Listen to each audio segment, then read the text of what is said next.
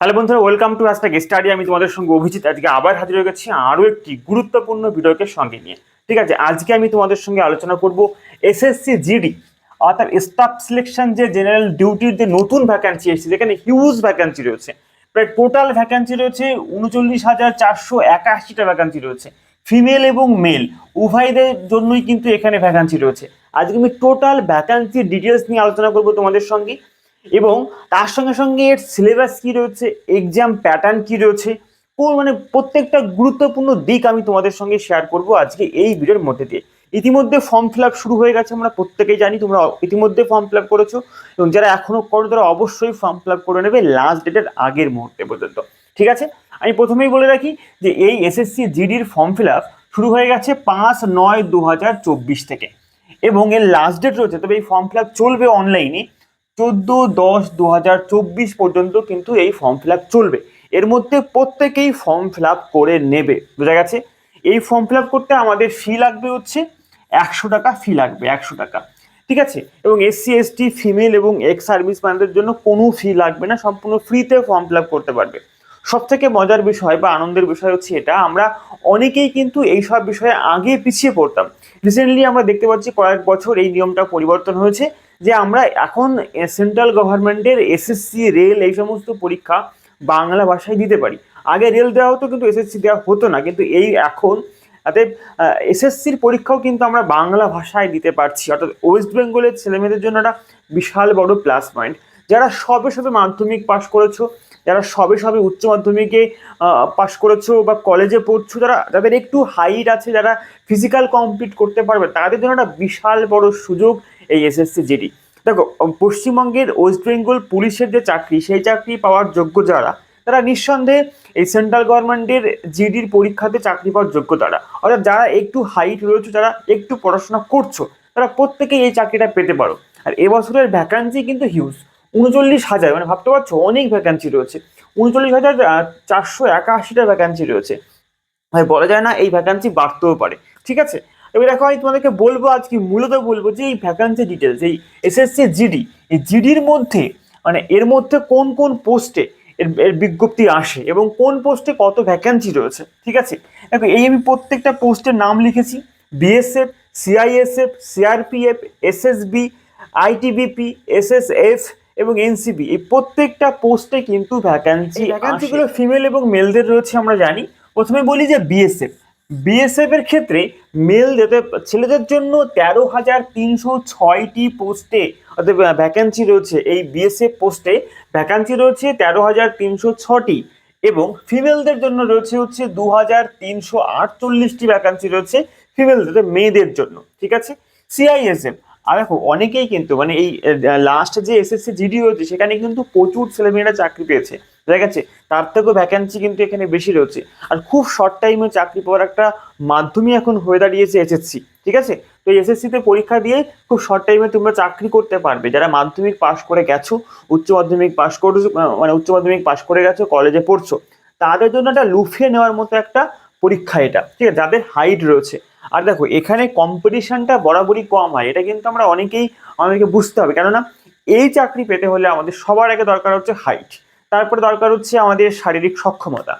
তো এই বিষয়গুলো কিন্তু সকলের মধ্যে থাকে না, তাই এখানে কিন্তু প্রথমেই একটা শ্রেণী এই পরীক্ষাতে অ্যাপ্লাই করতে পারে না, কারণ তাদের এই সমস্ত ক্রাইটেরিয়া সে পূরণ করতে পারছে না। তাই অবশ্যই মানে এখানে কম্পিটিশন কম হবে, বোঝা গেছে। অনেকেই চাকরি পায়, খুব কম কাট অফ নাম্বারে কিন্তু এখানে চাকরি পেয়ে যায়। ঠিক আছে, দেখো সিআইএসএফ, এখানে কিন্তু 6,430টা ভ্যাকান্সি রয়েছে মেলদের, ছেলেদের জন্য। ফিমেলদের ক্ষেত্রে 715। সিআরপিএফ 11,299টি, ফিমেলদের জন্য 242টি। এসএসবিতে 819টি, ফিমেলদের জন্য নেই এখানে। আইটিবিপিতে 2,564টি ভ্যাকান্সি রয়েছে ছেলেদের জন্য, আর মেয়েদের জন্য 453টি। এসএসবিতে 35টি ভ্যাকান্সি রয়েছে ছেলেদের জন্য, মেয়েদের জন্য এখানে নেই। এনসিবিতে 11টা এবং 11টা করে ভ্যাকান্সি রয়েছে ছেলে মেয়ে উভয়ের জন্য, বোঝা গেছে। এই ভ্যাকান্সি টোটাল ছেলেদের জায়গা, টোটাল মেলদের ক্ষেত্রে 35,612টি ভ্যাকান্সি রয়েছে, আর ফিমেলদের ক্ষেত্রে 3,869টি ভ্যাকান্সি রয়েছে ফিমেলদের জন্য। এই যেটা হিউজ পরিমাণ ভ্যাকান্সি, এখানে কিন্তু চাকরি পেতে হবে, এটা কিন্তু মাথায় রাখতে হবে। এই চাকরির স্যালারিও কিন্তু বেশ ভালো রয়েছে, এটা লেভেল 1, লেভেল 1-এর চাকরি রয়েছে, এখানে 18,000 থেকে শুরু হবে আমাদের বেসিক। এর সঙ্গে আনুষঙ্গিক অনেক কিছু যোগ হবে, ডিএ যোগ হবে, হোম রেন্ট অথবা এইচআরএ যোগ হবে, ট্রাভেল অ্যালাউন্স যোগ হবে, অনেক কিছু যোগ হওয়ার পরে আমাদের স্যালারি, একটা ভালো অঙ্কের স্যালারি কিন্তু আমরা এখান থেকে পাবো। এবং প্রায় আমি তোমাকে বলতে পারি প্রায় 36,000-এর ওপরে আমরা এখানে ভ্যাকান্সি প্রথমেই পাবো, শুরুতেই পাবো, এবং পরবর্তীতে বাড়বে, অর্থাৎ 56,900 পর্যন্ত এখানে আমাদের বেসিক বেড়ে উঠবে। আর এর মধ্যে এনসিবি পোস্ট হচ্ছে লেভেল 3 পোস্ট। এখানে 21,700 থেকে শুরু হবে এবং 69,100 হচ্ছে এখানে বেসিক শুরু, মানে বেসিক হাইয়েস্ট উঠবে। এখানেও কিন্তু আমাদের স্যালারি অনেক উঠবে, এটা ভালো স্যালারিযুক্ত জব আমরা এখানে পাচ্ছি, বা এর অপরচুনিটিটা অনেক ভালো। এখানে দেখো, এখানে পরীক্ষা এক্সাম ল্যাঙ্গুয়েজ আমরা বাংলা ভাষায় পরীক্ষা দিতে পারবো, এর সঙ্গে হিন্দি ইংলিশ তো থাকবেই। আমাদের কোয়ালিফিকেশন মাধ্যমিক পাস করলে আমরা ফর্ম ফিল আপ করতে পারবো। বয়স লাগবে কত? 18 থেকে 23 বছরের মধ্যে আমাদের বয়স হতে হবে। 18 থেকে 23 বছরের মধ্যে আমাদের বয়স হতে হবে। দেখো, এবার বলে রাখি আমাদের এক্সাম সেন্টার কোথায় রয়েছে। আমাদের পরীক্ষা হবে আমাদের ওয়েস্ট বেঙ্গলের মধ্যে কলকাতা রয়েছে, বর্ধমান রয়েছে এবং শিলিগুড়ি রয়েছে। এই 3টে সেন্টারে কিন্তু আমাদের পরীক্ষা হবে। কল্যাণীতে আগে এসএসসির পরীক্ষা হতো, কিন্তু লাস্ট 1 বছর কিন্তু কল্যাণীতে এসএসসির পরীক্ষা হচ্ছে না। আরও বলে রাখবো তোমাদের জন্য আমি, যে এই পরীক্ষাটা হবে কবে, মানে খুব কম সময়ের মধ্যে পরীক্ষা চলে আসবে। সামনের জানুয়ারি এবং ফেব্রুয়ারির মধ্যে এই পরীক্ষা কিন্তু হয়ে যাবে।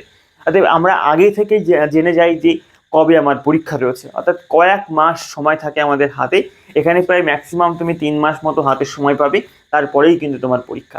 এত শর্ট টাইমে সিলেকশন প্রসেস অন্য কোনো ডিপার্টমেন্টে হয় না। এসএসসিতে ভীষণ শর্ট টাইমে এখন এরা সিলেকশন প্রসেস কমপ্লিট করছে, বুঝে গেছে।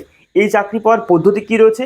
প্রথমে রয়েছে সিবিটি অর্থাৎ কম্পিউটার বেসড টেস্ট হবে, তারপরে ফিজিক্যাল স্ট্যান্ডার্ড টেস্ট হবে, তারপরে ফিজিক্যাল এফিসিয়েন্সি টেস্ট হবে, এবং তারপরে ডকুমেন্ট ভেরিফিকেশন হবে, মেডিকেল টেস্ট হবে, তারপরে কিন্তু আমাদের সার্ভিসে আমরা জয়েন করতে পারবো, বুঝে গেছি। এই কটা পদ্ধতিতে আমাদের এখানে সিলেকশন প্রসেসটা কমপ্লিট হবে। প্রথমেই বলবো সিবিটি। দেখো, সিবিটি হচ্ছে কম্পিউটার বেসড টেস্ট। কম্পিউটারে আমাদের পরীক্ষা হবে, আমরা সেন্টারে যাব, সেখানে প্রত্যেকটা সিলেবাসের জন্য একটা করে কম্পিউটার থাকবে, এবং সেখানে একটা মাউস দেওয়া হবে। কম্পিউটার স্ক্রিনে কোশ্চেন ভেসে উঠবে, সেই কোশ্চেনগুলো আমাদের পড়তে হবে, পড়ে মাউসের সাহায্যে আমাদেরকে উত্তর করতে হবে, হয়ে গেছে। প্রশ্নের পাশে অপশন থাকবে, সেই অপশনের পাশে আমাদের টিক চিহ্ন করার জায়গা থাকবে, সেখানে আমাদের মাউসের সাহায্যে টিক করতে হবে। এইভাবেই কিন্তু আমাদের কম্পিউটারের মাধ্যমে পরীক্ষা দিতে হবে। এই কম্পিউটারের পরীক্ষাতে আমরা যদি 20 SC ST অর্থাৎ 20%, 25 আছে OBC%, UR মানে 30% আছে, এই নাম্বার পেলে পরে আমরা কোয়ালিফাই করবো, এবং কোয়ালিফাই করার পরে আমাদের পরবর্তী ধাপের জন্য আমাদেরকে ডাকা হবে, বোঝা গেছে। এই প্রত্যেকটা বিষয় রয়েছে। এজের জন্য বলে রাখি, এজ কিন্তু আমাদের SC STরা 5 বছর এবং OBC 3 বছর বয়সের ছাড় যেমন পায়, তেমনই বয়সের ছাড় পাবে। এক্স সার্ভিসম্যানরা বয়সের ছাড় পাবে।